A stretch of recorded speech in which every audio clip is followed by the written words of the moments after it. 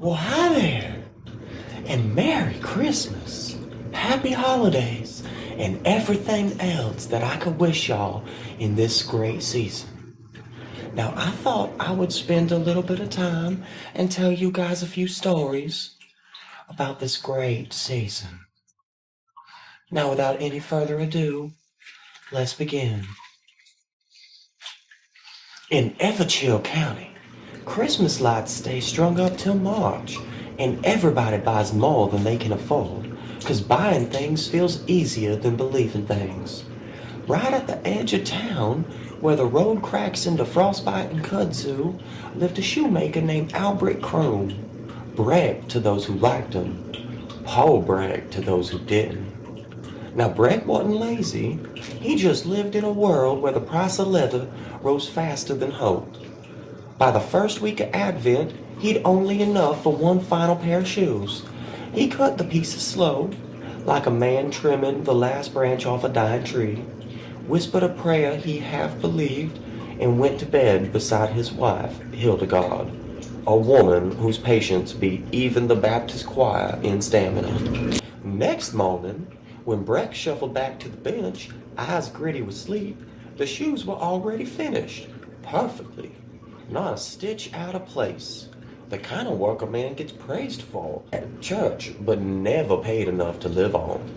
A customer bought them for double, which meant Breck could buy leather for 2 pairs, which was also finished by the dawn. Then leather for 4, then 8, then more money than Brett had ever held in his trembling hands. But prosperity, when it comes too quick, tastes like stolen sugar. Sweet, but sticking to your conscience. Hildegard, who had a gift for seeing the shadow where others only see miracles, finally said, "Brett, honey, we ought to watch who's working in our home. Labor don't come from nowhere, and blessings don't come free." So they lit a candle, hid behind a few rows of coats, and waited through a December midnight thick enough to choke on. And then 2 little naked men slipped through the cracks of the door frame.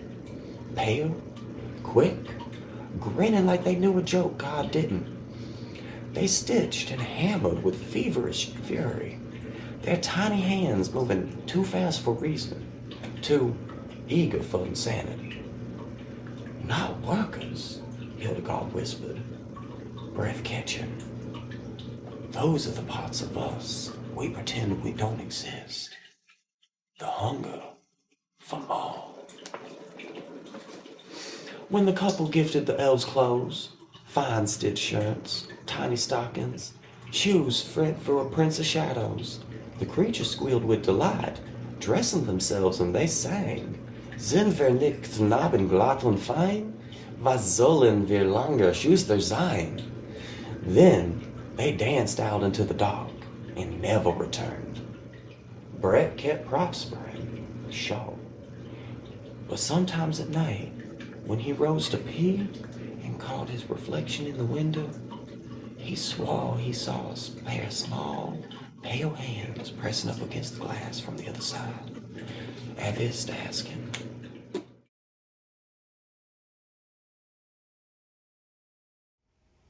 Every Faco Cola bottle is inspected with the most advanced technology we could train a koala to understand.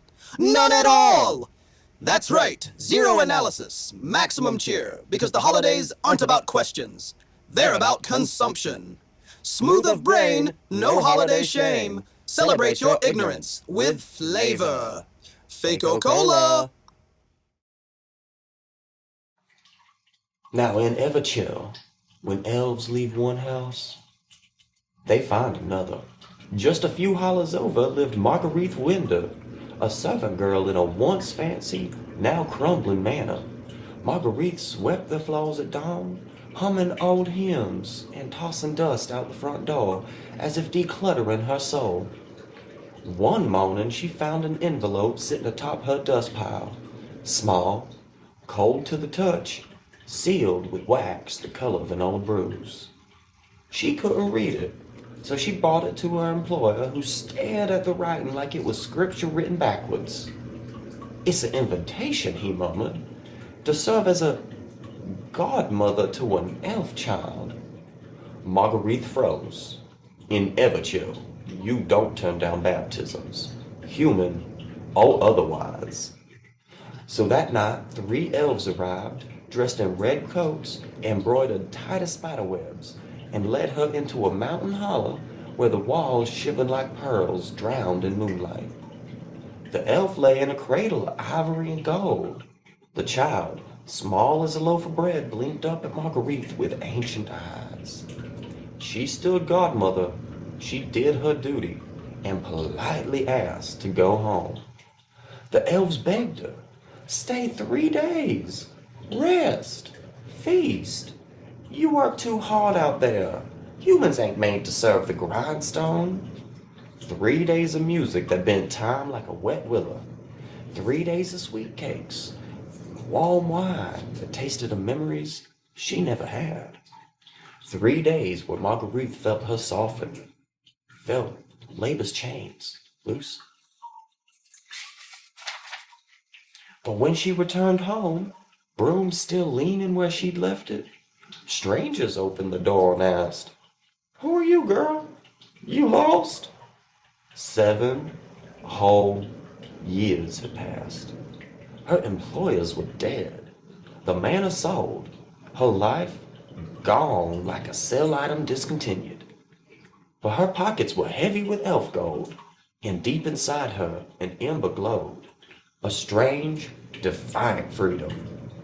For the first time, she wondered if servitude had been the real enchantment, and if the elves had broken it. Now, some elves meddle with labor, other elves meddle with time, but some elves, they mess with one's body.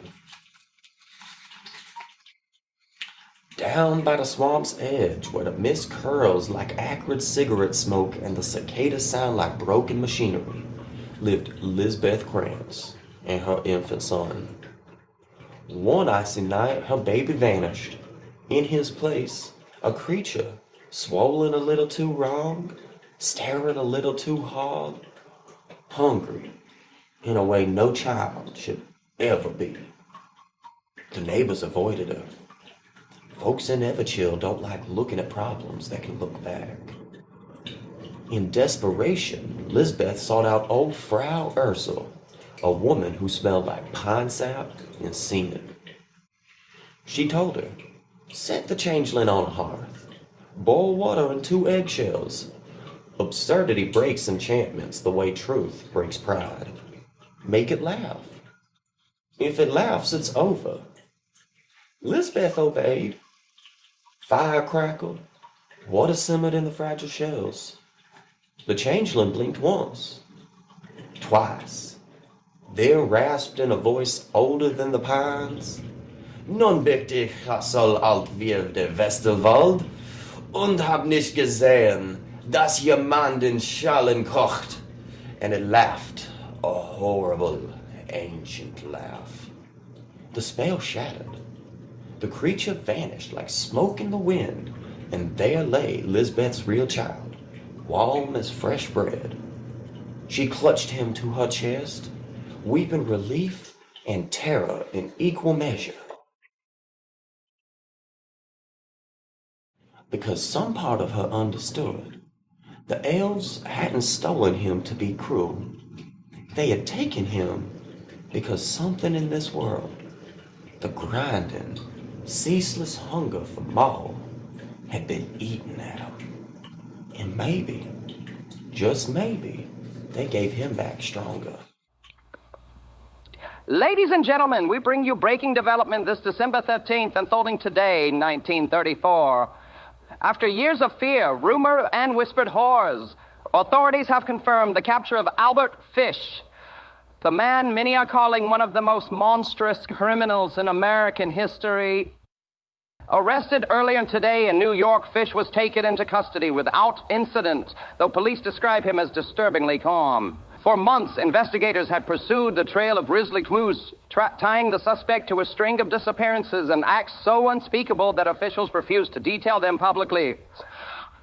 Yes, Neighbors reports years of strange behavior, lights burning late into the night, erratic outbursts, and most chillingly, letters containing grotesque confessions mailed to the families of missing children. Police also say these letters played a key role in tracking the suspect to his hideout earlier this afternoon. Officials stress that further investigation is underway, and they warn the public that the full extent of Fish's crimes may not yet be known. Citizens are urged to remain vigilant as authorities uncover the scope of what they are calling one of the most disturbing cases in American history. Now, folks in Everchill still whisper about elves at Christmas time. Some say they're real.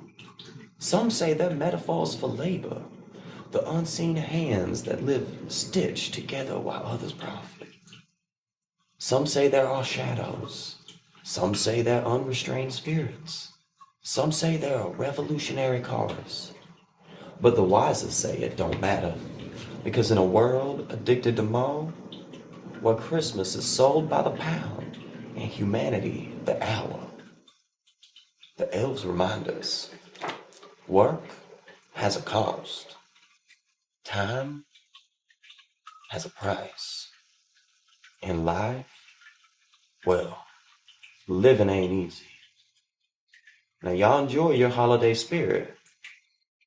Much love.